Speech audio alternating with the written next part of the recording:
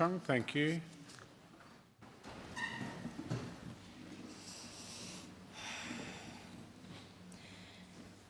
I acknowledge that we gather today on land stolen from this country's First Nations people.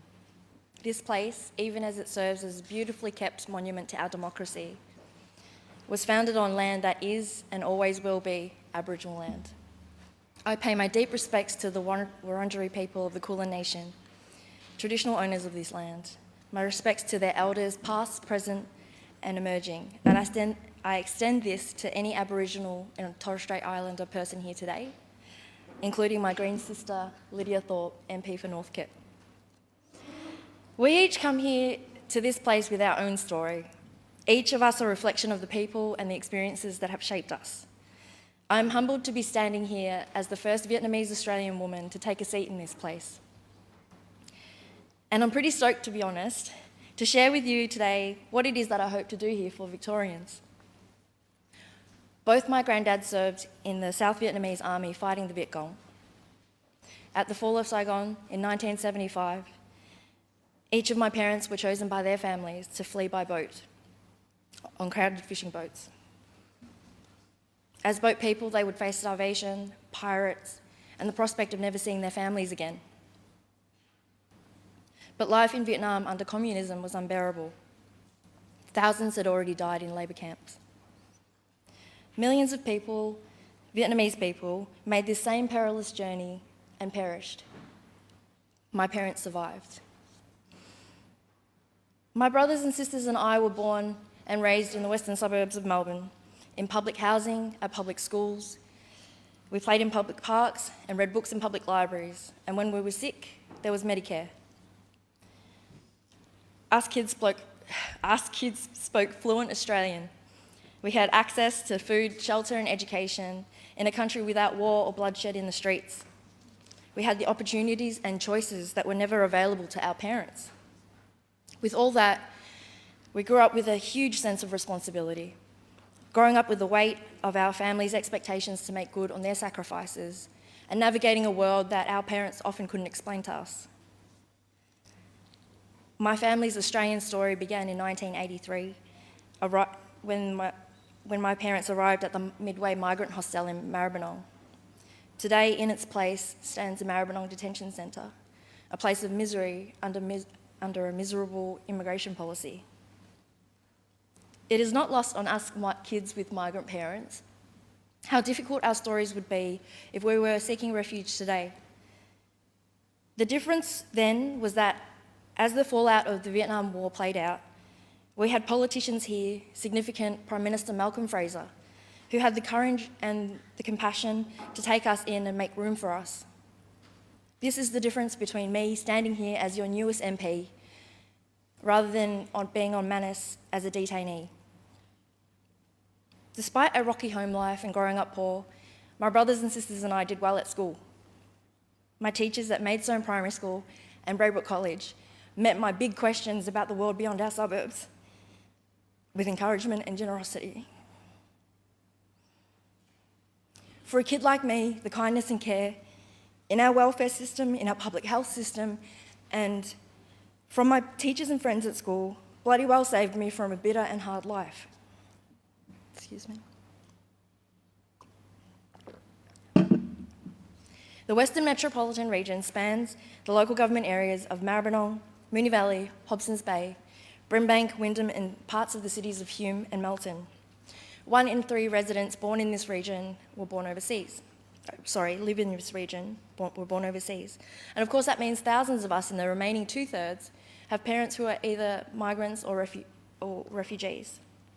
Today, the western suburbs of Melbourne are some of the fastest growing areas in Australia. We are among the most culturally and linguistically diverse and some of the most disadvantaged. A lot gets said about the West missing out, and it's true. If you were to map, as I did on Google the other night, map out the numbers of hospitals, of public pools or parkland across Metro Melbourne, you'd see how chronically undersupplied the West is compared with our eastern suburbs neighbours. We're also exposed to higher levels of pollution and obscene rates of gambling loss. But there is diversity in every street, and this is our strength. Next door to me, Janina, a 93-year-old woman who lives independently and laughs a lot. She, at 16 years old, was taken from her front yard in Poland by the Nazis and thrown in the back of a truck. She never saw her family again. Across the road is a quiet Burmese family. I see my mum in this young woman who has 2 little kids running around her ankles and one on her hip, while her husband is out completing a bricklaying apprenticeship. They work hard and are at the beginning of their Australian story. And we all help with toys and clothes for their kids. Our communities are the most generous you will find anywhere. There are people fighting to preserve our built and cultural heritage, to keep our community clubs open, to connect with our communities around faith, around sport, and with their local waterways and grasslands. Every weekend you will find hundreds of our community groups, Scouts, Rotary, churches, mosques and temples, sports clubs, friends of groups and historical societies, keeping our communities connected to each other and to the environment that sustains us. The traditional owners of this land, referred to in this place as the Western Metropolitan region, are the Wurundjeri people of the Kulin Nation.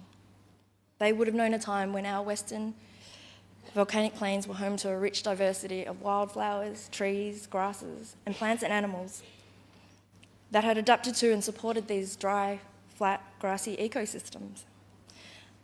I've noticed that many in this place don't like to talk about it much, but this biodiversity, these complex, interrelated relationships between native plants and animals in our environment keeps our air clean, keeps our climate safe, keeps our waterways healthy, and so feeds us.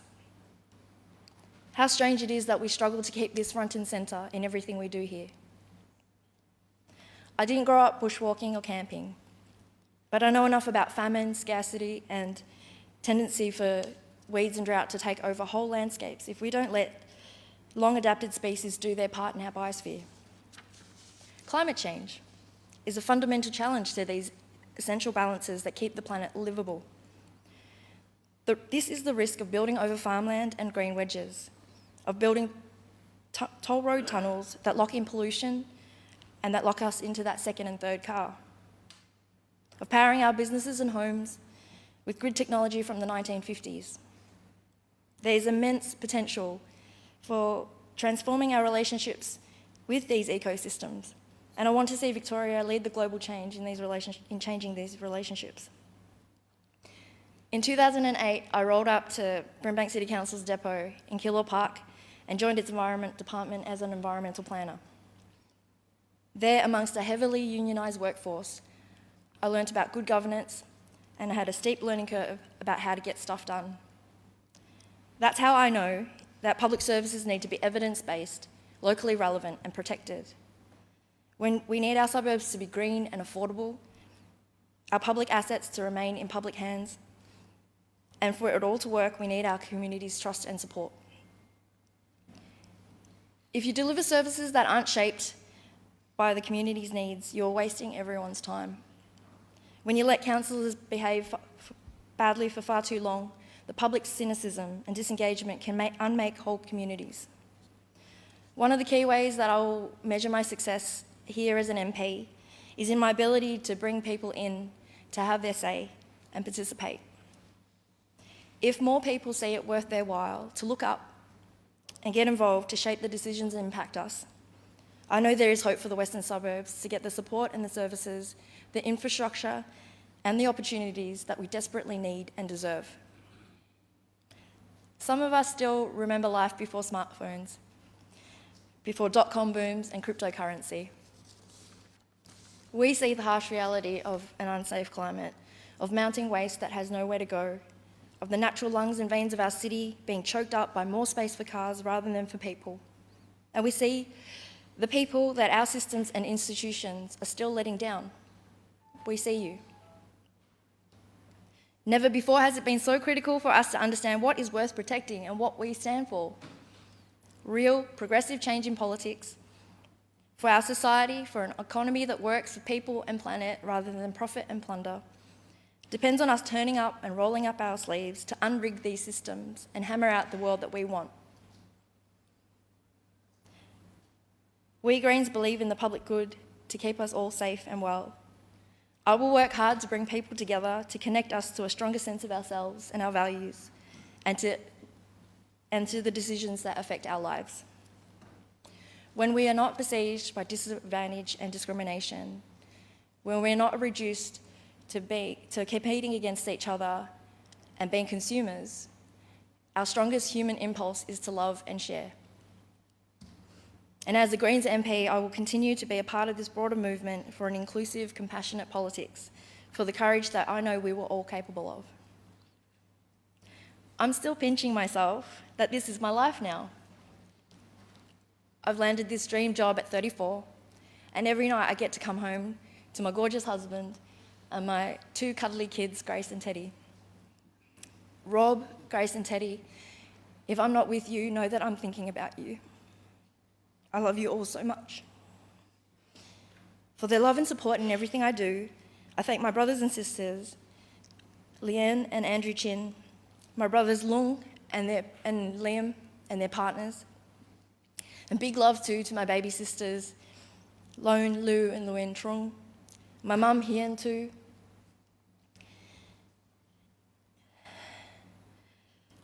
and my extended family, the trans, the other trans, the Twos, the Campbells, the D'Souza's, the Chins, and my friends who complete our little village. I thank my predecessor, the retired member for Western Metropolitan Region, Ms. Colleen Hartland, who has been a hard-working and much-loved advocate for us in the West and in the Greens. Her happy retirement is well-deserved, and her legacy is strong.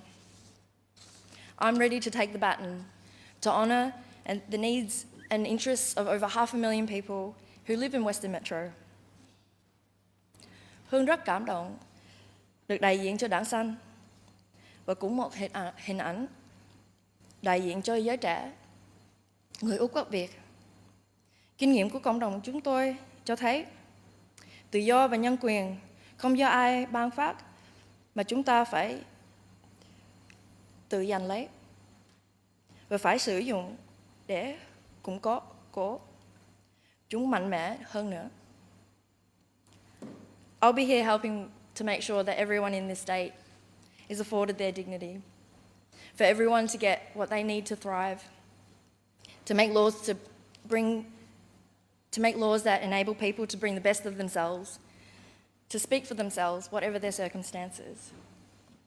I will work hard and wholeheartedly with all of you across this Parliament and out there in Victoria to make this real for all of us. Let's get to work.